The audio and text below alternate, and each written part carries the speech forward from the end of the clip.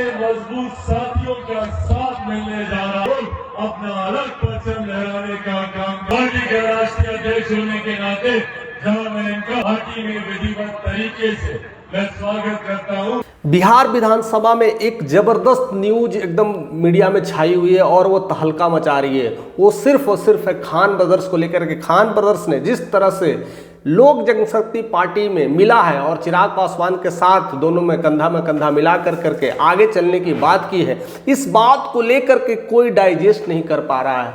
हर कोई कहीं ना कहीं चिराग को कोसने की कोशिश कर रहा है, चिराग को बहुत सारे चीज़ बताने की कोशिश कर रहा है। शायद उनके ही एनडीए के मेंबर्स के लोग, इवन भाजपा के लोग भी कह रहे हैं कि चिराग पासवान केवल अपनी पॉलिटिक्स कर रहे हैं, केवल अपने फायदे के लिए देख रहे हैं। उन्हें बस ये मतलब नहीं है कि किसको पार्टी में रखना है, किसको पार्टी में रखना नहीं है।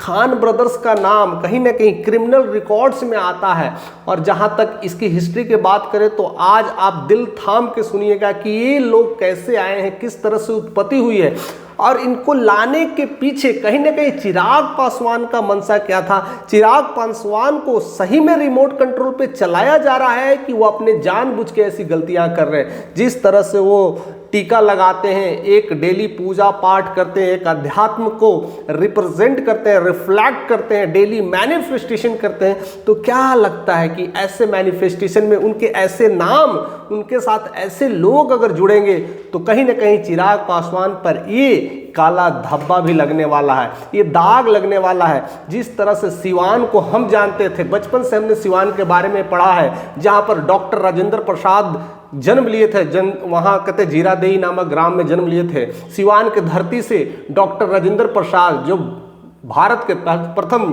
कहते ना राष्ट्रपति थे, वहाँ से अब ऐसा स्थिति आ गई है कि खूंखार लोग जन्म ले रहे हैं और वहाँ पर इस तरह से तानाशाही माहौल बन गया है। लोग अब वहाँ डरने लगे हैं। शिक्षा छोड़ो, और शिक्षा में भी क्या क्या हो जा रहा है पता ही नहीं चलता है। शिक्षा का नामो निशान तक मिटता जा रहा है। वहाँ पर इस तरह के लोगों को, प्रत्याशी को इलेक्शंस में शामिल करना, अपने दल में शामिल करना कहीं ना कहीं चिराग पासवान की लोकप्रियता को धूमिल कर सकती है, क्योंकि उनके अपने ही पार्टी बोल सकते हैं।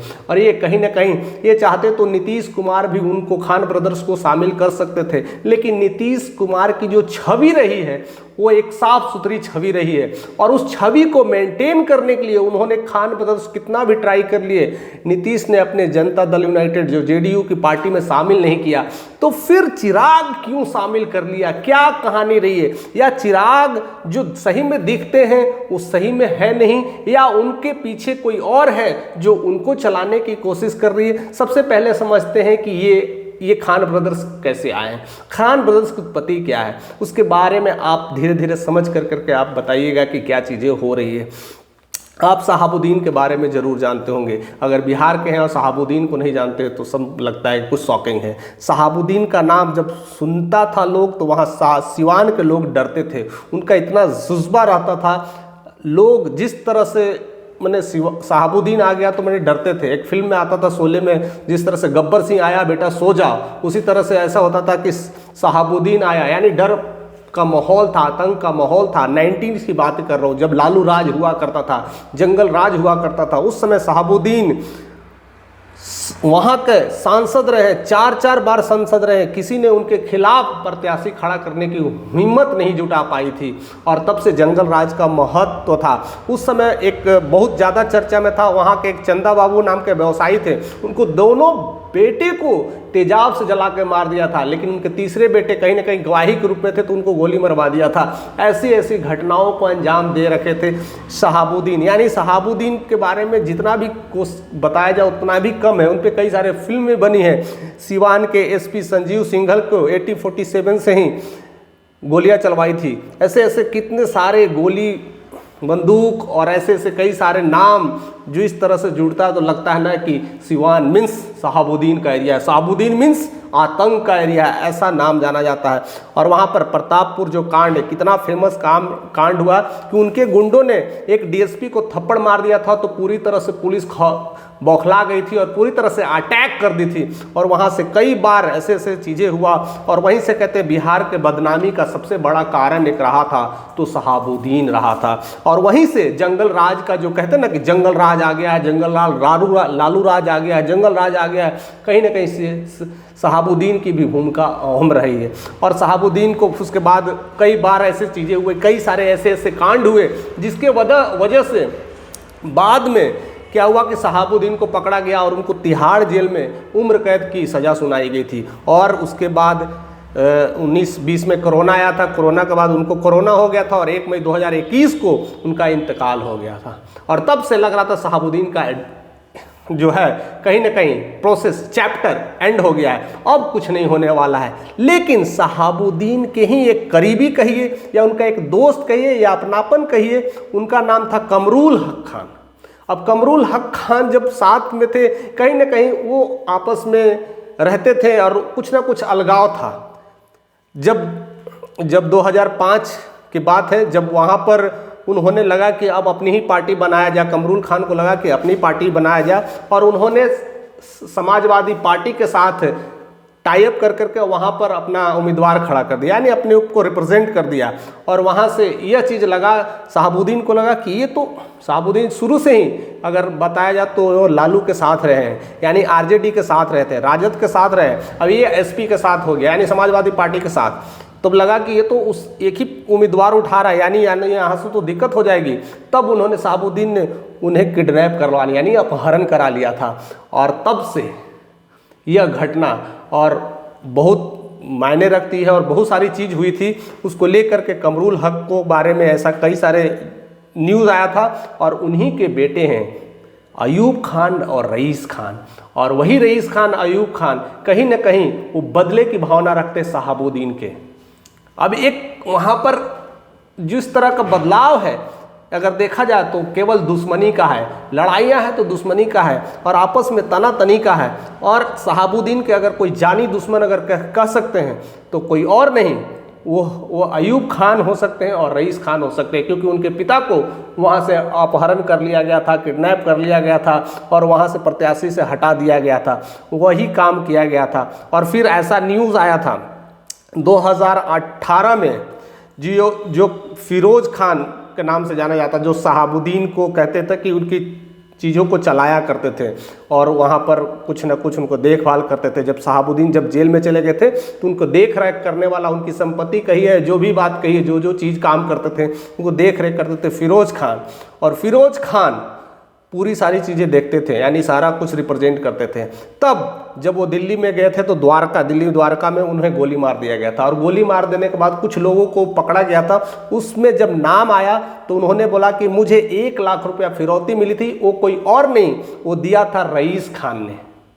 अब देखिए मामला कितना सिमट रहा है, एक आपस में कैसा रणनीति बन रही है। अब इसको लेकर के वो सुपारी रईस खान के बदले में आया था। उसके बाद अगर रईस खान की बात करें तो वाल्मीकि यादव हत्याकांड हुआ था, ऐसे कई सारे हत्याकांड में रईस खान का नाम है, अयूब खान का नाम है, जेल में भी रहे, अभी फिलहाल वो बेल पे नजर आए हैं। और लगा कि अब कहीं ना कहीं इस तरह से लाइफ नहीं जिया जाएगा, और अब वह धीरे धीरे पॉलिटिकल में आने की कोशिश कर रहे हैं। और कहीं ना कहीं लोक जनशक्ति पार्टी से उनको उम्मीदवार बनने के लिए एक सपना सा दिखा। कई बार उन्होंने ट्राई किया जेडीयू के साथ, क्योंकि आरजेडी के साथ तो कर नहीं सकते थे। अब देखिए आरजेडी के साथ नहीं करने का सबसे बड़ा कारण क्या है कि शहाबुद्दीन के भी बेटे हैं जो ओसामा और हिना नाम से हैं। ओसामा और हिना ऑलरेडी लालू आरजेडी के सदस्यता ग्रहण कर लिए हैं। वो करीब 6-7 महीना पहले की बात है, न्यूज़ है, उन्होंने ऑलरेडी सदस्यता ग्रहण कर लिया। यानी ओसामा और हिना ने आरजेडी के साथ तो ले लिया था। वो भी न्यूज़ काफ़ी वायरल हो रही थी कि अब आरजेडी पूरी तरह से जंगल राज लाएगा, और फिर शहाबुद्दीन के बेटों को ला रखा है। अब वो अपना आरजेडी में है। अब कहीं ना कहीं देखा जाए तो वो रघुनाथपुर का सीट में वो खड़ा हो रहा है। अब रघुनाथपुर के सीट में खड़ा हो रहा है तो पक्का है कि वही जीतना है। अब इसके खिलाफ अगर कोई खड़ा हो सकता है तो कहीं ना कहीं वही है अयूब खान। चाहते थे कि बदला का भावना बदला ही होता, तो कहीं ना कहीं उन्होंने जेडीयू के साथ कोशिश किया, बट वो जम नहीं रहा था। लेकिन इधर लोक जनशक्ति पार्टी के फौलाद कहे जाने वाले, चिराग कहे जाने वाले, उन्होंने उनका दामन थाम लिया और साथ मिलकर करके काम करने की कोशिश की है। और वही रईस खान अब रघुनाथपुर से फाइट करेंगे। यानी रघुनाथपुर में एक, अब देखिए कितना मामूली, कितना जबरदस्त खेला होने वाला कह सकते हैं या बहुत कुछ होने वाला कह सकते हैं। वहां पर शहाबुद्दीन के बेटे भी हैं और कमरुल खान के भी बेटे हैं, यानी दोनों एक दूसरे के जानी दुश्मन एक ही जगह से अगर खड़ा होंगे तो क्लियर है कि बहुत कुछ हो सकता है, बहुत कुछ आतंक का माहौल हो सकता है। और ये सब सारी चीजें अब आती है कि फिर चिराग पासवान किस तरह से उनको सीट दिए और ये सीट देना उनके लिए सही है कि नहीं, आप हमें जरूर कमेंट करके बताइएगा कि ऐसी जगह पर उन तरह का प्रत्याशी को सीट देना और उतारना, ये बिहार में किस तरह का पॉलिटिक्स चल रहा है, ये बिहार में किस तरह की राजनीति चल रहा है। इस तरह के राजनीति और पॉलिटिक्स में कहीं ना कहीं सिवान झुलस जाएगा। और जो हम कहते थे राजेंद्र प्रसाद की धरती है जीरादेई, जो हमारे देश के प्रथम राष्ट्रपति रहे थे, उनकी धरती, राजेंद्र प्रसाद की धरती इस तरह से गोलियों बारी से स्वागत किया जाएगा, ऐसी स्थितियां बनेगी। और उसमें कहीं ना कहीं अगर देखा जाए तो एक दूसरे के दुश्मन को सहयोग देने वाले, अगर चढ़ाने वाले में कहीं ना कहीं अगर नाम भी आएगा तो चिराग पासवान का ही आएगा। क्योंकि अगर कुछ ना कुछ घटनाएं होंगी, जब इलेक्शंस का माहौल बनेगा तो एक ही सीट पर दोनों एक दूसरे के जानी दुश्मन के दोनों बेटे बैठे हुए हैं, और जब प्रत्याशी खड़ा होंगे तो बहुत सारा कुछ हो सकता है मामला, बहुत सारी चीज़ें को ध्यान में रखा जाएगा, बहुत सारे चीज़ कहीं ना कहीं। और एक और बड़ी बात है कि एक आरजेडी की तरफ है और एक लोकसपा की तरफ है, तो एक दूसरे तरफ में बहुत सारा संग्राम होने वाला है। इसलिए मैं ये बार बार कह रहा हूँ कि ये इसके पीछे कौन सी राजनीति चल रही है। क्योंकि चिराग पासवान जिस तरह से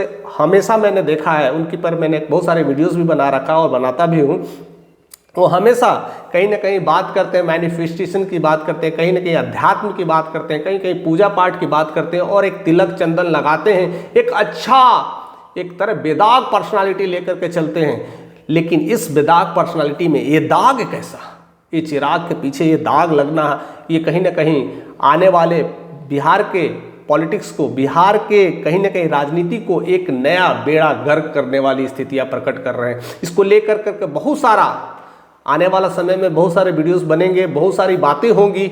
लेकिन आप उनके बारे में, अगर आप उनके प्रेमी हैं या आप उनके चाहने वाले हैं, तो इस बात को आपको सुन कर करके कैसा फील होता है, आप ज़रूर कमेंट करके हमें बताइएगा कि क्यों ऐसी स्थितियां बनी। या चिराग अपने दम पे कार्य नहीं कर रहे हैं, या उनको कोई और रिमोट कंट्रोल से चला रहा है, इस तरह से दुश्मनी का माहौल और बड़ा किया जा रहा है, लॉ एंड ऑर्डर को खराब हो सकता है, उसको कैसे ठीक करना है। अगर ऐसा होता तो नीतीश कुमार क्यों नहीं अपने पार्टी में शामिल कर लिए, क्योंकि कितने पिछले 1 सालों से वो नीतीश की पार्टी में कितना बार ट्राई करने की कोशिश की, बट वो मामला नहीं हो पा रहा था। आप अपना कमेंट जारी रखें और हमारे साथ ऐसे ही बने रहे। अगर चैनल पर नए हैं तो सब्सक्राइब करें।